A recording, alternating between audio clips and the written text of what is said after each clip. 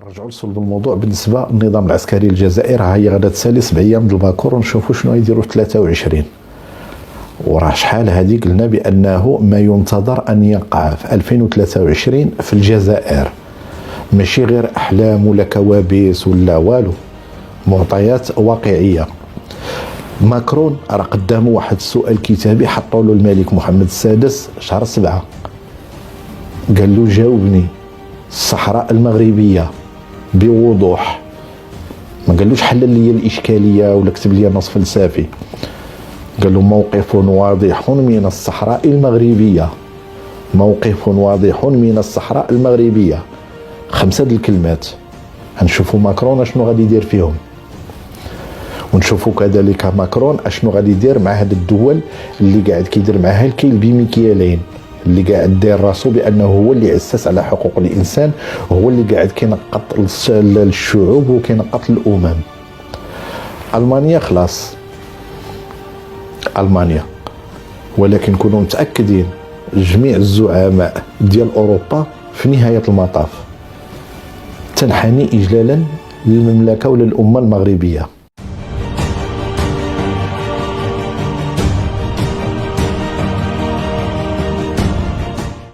بسم الله الرحمن الرحيم. الاخوان والاخوات، السلام عليكم ورحمه الله تعالى وبركاته. في هذا الفيديو ربما غادي نخرجوا من الرياضه والجو ديال المونديال ولو مؤقتا باش نتكلموا شويه في الجد. واحد 2 دول سفلوا بالمغرب في هذا الاسبوع الاخير، وداروا حمله صحفيه بالحق ماشي رسميه، يعني كان فيهم اليمين المتطرف وكانوا محطات اعلاميه وكانت صحافه الى غير ذلك، وتكلمت على الحدث الرياضي في خصوص المغرب، ولكن جبدوا شي سموم كتبين بان عندهم شي حقد. هادو الدول هادو بلا ما نعطلكم هما المانيا وفرنسا. خلال الايام القليله الماضيه خلاص فرنسا من النهار اللي بدا المنتخب المغربي، قلت لكم اش كدير فرنسا من النهار اللي بدا المنتخب المغربي وهي قاعده حاضيه النقاط السوداء. فرنسا والمانيا الى لاحظتوا ملي انطلق المونديال ديال قطر وقبل منه، وهم اختصاصيين في المهاجمه ديال قطر. هذا التمهيد هذا راه عنده علاقه بالمغرب، هذا التمهيد اللي كنقول، وهاد التصرفات والعلاقه ما بين السياسه والرياضه، هذا راه واحد الاشكال قديم مطروح ما بين اللي كيقول كاين ترابط وكاين اللي ما كيقولش ترابط، ولكن دائما الاغلبيه الساحقه كتمشي لاتجاه اللي كتقول لك بانه دائما كاين ترابط. هذا الشيء عنده علاقه بالجد اللي غادي ندخلوا فيه في 2023. وخلاص بعدا كاينات النظام العسكري الجزائري، هاد الحمله اللي دار وهاد الشوهه وهاد النموذج. على كل حال 7 ايام د الباكور دايزه، وغادي نتسناو في 2023 النظام العسكري الجزائري كيفاش غادي يواجه الحقائق اللي عنده في الميدان ديالو. يعني نقولوا المونديال هو دايز، ولكن موراها راه كيتسناه واحد الحساب عسير، لا من الشعب ديالو ولا من المحيط ديالو ولا الملفات اللي خاشي راسو فيها ضد المغرب.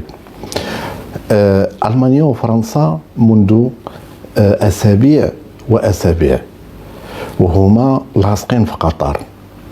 حقوق العمال مع حقوق العمال، حقوق الإنسان مع حقوق الإنسان، المتحولين من المتحولين، سير من الناس سير من الله، سير من الناس سير من الله. ونغصوا حاولوا على هذه الدولة العربية المسلمة أنها تسلك الأمور بسلام. يعني بانت داك السم وبان داك الكيل بمكيالين وبان بزاف ديال الحوايج، وهذا الشيء ما عمرنا جبناه ملي جبدوه ولا هضروا فيه ولا كانوا يقدروا يهضروا فيه.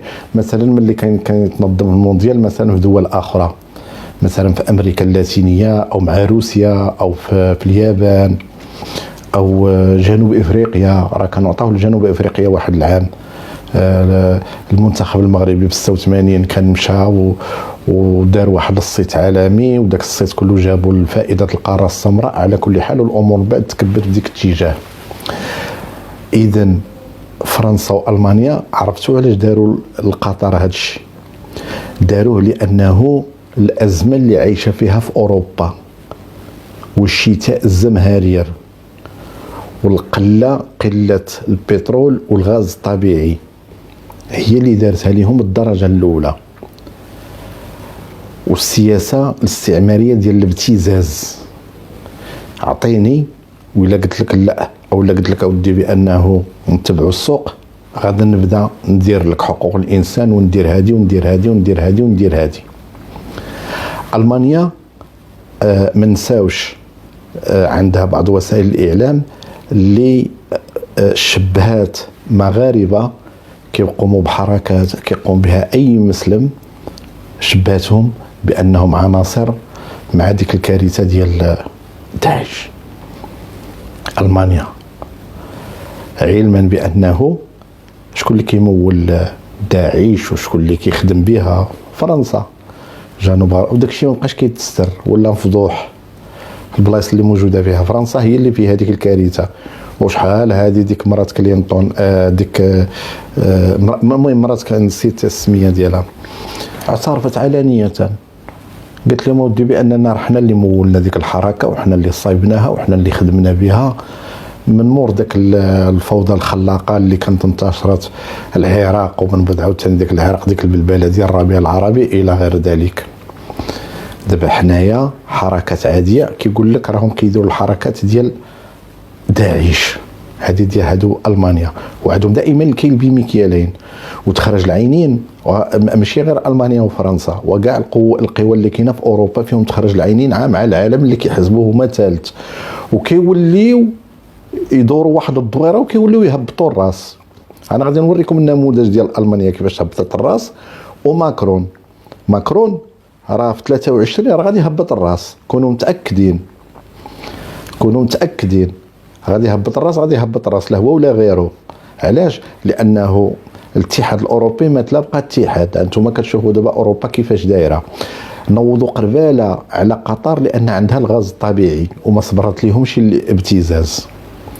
قطر ملي نوضوا عليه هذاك الشيء كامل، قطر كانت موقعه واحد الاتفاق 15 عام ديال تزويد المانيا بالغاز الطبيعي لمده 15 سنه، وغادي يبدا من 2025. قطر باللي داروا لي هذيك البلبله كامله ولات عيطت لهم قالت لهم ما نسلم لكمش نتوما مباشره للغاز. شركه امريكيه هي الوحيده في العالم اللي عندها الناقلات الاختصاصيه في نقل الغاز الطبيعي، لان خصو شروط ومواصفات علميه فائقه الذكاء.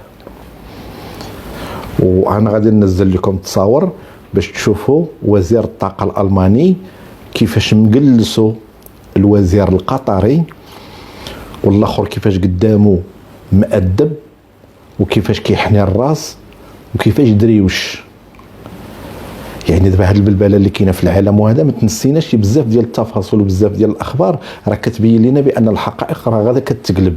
هاد الهيلاله اللي كاينه في الاعلام كامل وهذا الشيء كامل ما ينسيناش كنقول لكم بعض التفاصيل اللي خصنا نكتشفوها من خلال الثنايا.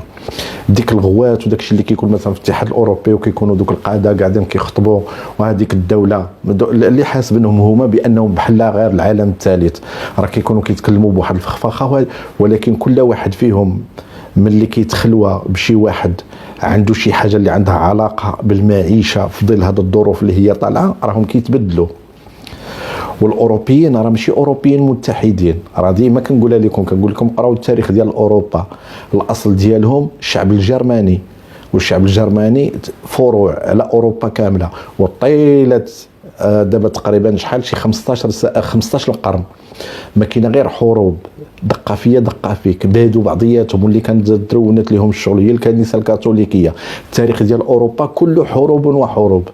مازال الدول العربيه فاش نزلت فيها الرساله السماويه ديال سيدنا محمد صلى الله عليه وسلم، الاسلام جمعهم كاملين وعاد تلموا عليهم باقي الامم وسلكات الامور.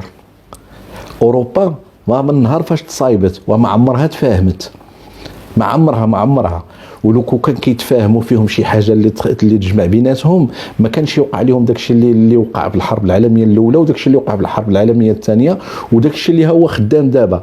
هادشي اللي خدام دابا شنو السبب ديالو؟ هما مشتتين. وديك النهار قال لك اجي نديروا اتفاق ضد بوتين وغادي نفرضوا عليه تسقيف الاسعار، واجتمعوا كاملين وسناو كاملين ووقعوا كاملين وحلفوا. قال لك ما نخليوش يا سيدي يبقى يطبق علينا ارتفاع الاسعار، غنتفاهموا كلهم. هما فشلوا، ولا كل واحد كيتعيط له بوحده او لا شي حاجه، او حيت ما فاهمينش. نرجعوا حنايا لصلب الموضوع ديالنا علانيه. اش كيقولوا في قطر؟ ما كيخليو غير داكشي اللي نساوه، ولكن السبب الاساسي كيوليو يحصلوا فيه كيف وريتكم انايا التصاور. وقطر راها تعاملت حسب اللي شفت انا راه تعاملت كدوله قويه، ماشي غير هي الوحيده اللي فاقت في العالم او لا كانت فايقه او لا استغلت الظروف. راه كاينه دول اخرى انتفضت في صمت، منها السعوديه. لاحظوا كيفاش تقلبت الدنيا. امريكان اللي كانت الاولى واوروبا الثانيه والدول اللي كانوا مصنفينها في العالم الثالث اللي عندها ثروات كانت هي الثالثه. حاليا دابا الكفه ديال ديك الدول اللي عندها الثروات الطبيعيه هي اللي طلعت رقم 2، خصوصا الخليج. بزاف التصرفات بدينا كنشوفوهم كيتصرفوا مع الاوروبيين من واحد الباب ديال القوه، انما بادب، ساكتين، كيجلسوهم ساكتين باش كيهضروا معاهم ساكتين. قول شنو كطلب، وكلها دايره على الثروات الطبيعيه. المانيا وفرنسا هادشي كله اللي كانوا دايرين على قطر كله بسبب الثروات الطبيعيه، ودائما كيغلفوها كيحاميوا على الانسان وحقوق الانسان وحقوق العمال. وبعدا كاينه تفوك بعدا فرنسا لا كان عندها تفوك مع العمال ديالها هي. وهذه خلينا دابا من هذا الكاس. واخا المهم هو دايز دابا مثلا ماكرون قاعد كينقز على كاس العالم وداك الشيء، وهذا الجريفي كاس العالم واش غادي يفك له المشكله اللي عنده لداخل كاس العالم؟ واش غادي يوكل هذا المحتجين يوميا؟ واش غادي يعمر له البنزين للطوموبيلات؟ واش غادي يجيب له الغاز الطبيعي باطل؟ واش غادي يفعل؟ واش غادي يترك؟ واش كذا. الجزائر هي اللي عول عليها، قاعد كيحلف كيف ما بغى، عطي. ولكن راه ذاك الوقت ديال ان فرنسا بوحدها تنفرد بشي دوله ودير ما بغاش، هذاك الوقت ما بقاش. والدليل راكم كتعقلوا على ليبيا اشنو وقع فيها. ليبيا ماشي كانت محسوبه على فرنسا بوحدها، هي اللي كانت محتفظه بها من مور الاستقلال ديالها وداك الشيء كانت كدير. ايوا ملي وقع داك الشيء في 2011 واش خلاو فرنسا بوحدها؟ دخلوا معاه عاوتاني وحدين صحاح، عاوتاني دخلوا تما كاينات معاها.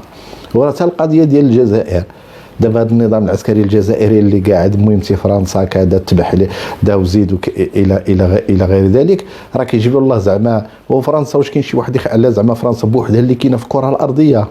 فرنسا ما في خبرهاش بان القربله اللي نايضه في العالم وهذا الشيء كله وهذه التحولات اللي دايرينها كاع الكبار في العالم. هاد التحولات اللي مدايرينها زعما باش يخليو فرنسا تمشي البلاصه اللي عجبتها تمشي ليها. حنا نفرضوا الجزائر حسبها ديالها، حنا غنفرضوا حسبها ديالها بوحدها، غيخليوها زعما دوز تاكل بوحدها؟ يستحيل. لان علاش؟ فرنسا راه اتفقنا ديك النهار هضرنا قلنا بان ما بقاتش مع الدول العظام. فرنسا اصلا عندها مشكل تاريخي قديم مع هاد اللي مسيطرين حاليا على العالم، مشكل تاريخي كيرجع للعهد ديال فيليب الثاني 1317.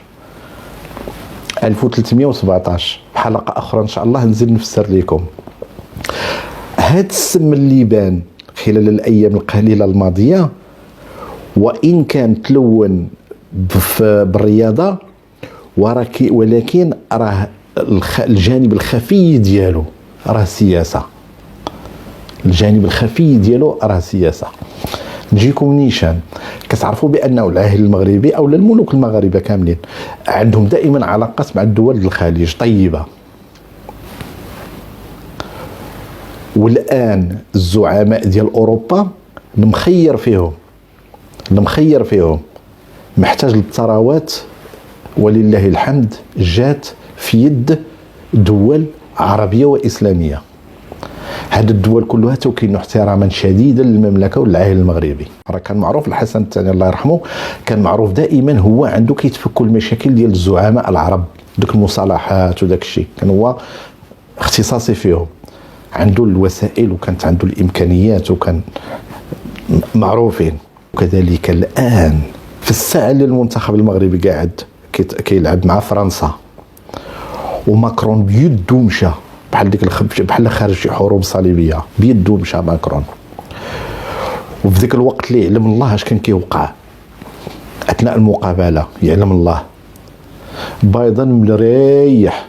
بايدن في ديك الساعه بايدن الرئيس ديال الولايات المتحده الامريكيه مريح مع المسؤولين المغاربه كيشجع المنتخب المغربي. اذا في الراي ديالكم نتوما موازين القوى واش بقى عند شي فرنسا شي المانيا شي كذا شي كذا او لا في جهه اخرى؟ اذن هاد الاحداث الرياضيه هذه اللي وقعت وهاد السموم اللي بانت بشكل استثنائي ونشاز، صراحه انا بعدا انا شخصيا تفاجات. هاد السموم اللي بانت كلها في هاد الاثناء هي وان كان كتغلف بالرياضه ولكن الباطن ديالها سياسه. قطر راه غير على ود لان محتاجين ليها فقط، والمغرب داروا له هذا الشيء لان عنده علاقات طيبه مع جميع الامم وجميع الشعوب. والدليل انها انتم كتشوفوا بزاف ديال كاين زعماء وكاين جهات اعلاميه وكاين حركه وكاين زعماء اليمين المتطرف في اوروبا غاضاهم العلاقات اللي عند المغرب والنفوذ الروحي اللي عند المغرب والتعاطف اللي كسبوا المغرب مع هاد الدول كاملين. كاينه قناه واحده فرنسيه بلا ما نعطي السميه ديالها وما تستحقش، اختصاصيه، وجبدت واحد النقاش ديال المغرب السياسه، علاش يذكروا العرب، علاش يذكروا افريقيا، لانهم هما محرومين، حيت هما محرومين، هما مشتين. فكاينه واحد الايه كنتفكرها وجعلنا بينهم او لو ضربنا بينهم العداوه والبغضاء. المهم ما نقولش المضمون هو هذا الى يوم الدين. المضمون هو هذا بانه كاينه الامه الاسلاميه واخا يكونوا فيها المشاكل ويكون كذا ويكون كذا ويكون كذا ويكون كذا، وكاين العدو واخا يكون مفرعن ويدير اللي بغا وهادي وهادي ولا ما نعرف يتامر يقول لك في النهايه ما خصناش نشوفوا شي واحد كيقول الله اكبر ولا لا اله الا الله ولا كيصلي، ما نعرفنا شنو هو مؤامره. ولكن كاينه في الجانب الاخر واحد السنه الهيه بانه الاعداء بانه بينهم العداوه والبغضاء الى يوم الدين. وشوفوا التاريخ ديال اوروبا وشوفوا التصرفات حاليا علانيه ملي كيكونوا مثلا بداك الاتحاد الاوروبي ولا ديك المفوضيه كيتصوروا كاملين دوك الرؤساء ديال اوروبا والرئيسات وداك الشيء وداك الجو مهيب وانيق، والقنوات العالم شي كيهضر بالانجليزيه، شي كيهضر بالفرنساويه، شي كيهضر بالطليانيه، شي كيهضر بجميع اللغات والالسن في العالم. ولكن لتحت كل واحد فيهم كيمشي كيضرب على راسه علانية، كيبدا يسفل بشي دولة، سريا كيولي يمشي لعندها ويتأدب ويريح. هاد العلاقة اللي عند المغرب، الخلاصة اللي غادي نوصلها لكم، هاد العلاقة أولا بعدا اللي عند الأمة المغربية هي السبب الأساسي في إثارة الغيظ ديال هاد الأوروبيين، لأن كل دولة اكتشفت بأنها كتعيش في جزيرة معزولة في خضم الحرب العالمية الثالثة اللي الأغلبية ديالها إلى حدود الساعة اقتصادية. العالم الآن ملي قاعد كيتقرب الكامل والدول كلها معصورة من ناحية الغلاء والنفط والبرد القارص والزمهرير وإلى غير ذلك، العالم كامل الدول الأوروبية اكتشفت بأن كل وحدة كتعيش في جزيرة وحتى شي وحدة ما عندها شي امتداد. المغرب شافوا عنده امتداد، القاره الافريقيه كلها فرحانه ليه، وهم راه ما شافوش هادشي. مثلا ديك الشيء المهم شي منتخب، الدول العربيه كلها فرحانه، الدول الاسلاميه كلها كتدعي، وراه هادشي بالنسبه للاوروبيين وراه هادشي راه ما كيدخلش للعقل، هادشي راه كيجيهم غريب، لانه مشى في واحد العقود والعقود ديال ديك العجرفه وديك العنصريه وديك الى غير ذلك. وهذه من الخصائص اللي كتميز بها الأمة المغربية امتداد في إفريقيا، امتداد مع العرب،